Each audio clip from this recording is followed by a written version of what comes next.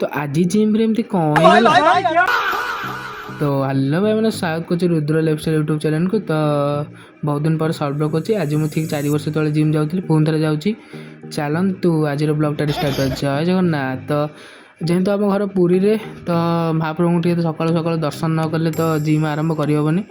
सकाल 5 देखिपे महाप्रभु पत्यभवन केम देखा तो महाप्रभु दर्शन करी आम बाहरी पड़ी जिम। तो जिम्र कार्डियो सेक्शन में पहुँची गली देखिपे आम जिम्र कार्डियो सेक्शन सब केमती है।